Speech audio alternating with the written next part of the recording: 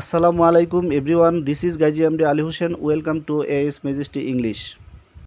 আজকে আমরা শিখব স্টিল এবং ইয়েট এই দুইটি শব্দের সম্পর্কে।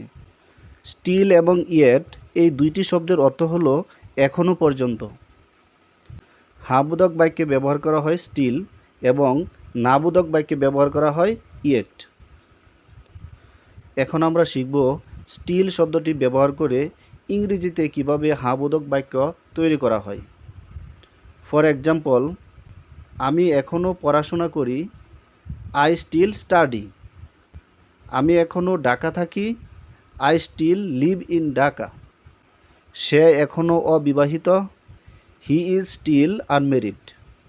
হি ইজ স্টিল আনমেরিড। তার বাবা এখনও বেঁচে আছেন, his father is still alive. সে এখনও আমার জন্য অপেক্ষা করছে, she is still waiting for me. তুমি এখনও আমাকে ঘৃণা করো, ইউ স্টিল হ্যাট মি।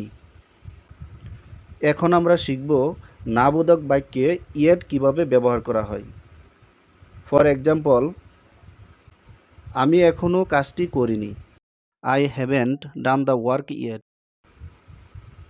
আমি এখনও বাড়িতে পৌঁছাইনি, I haven't reached home yet.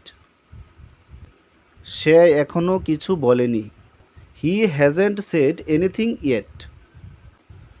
তুমি এখনও আমাকে বলনি, you haven't told me yet.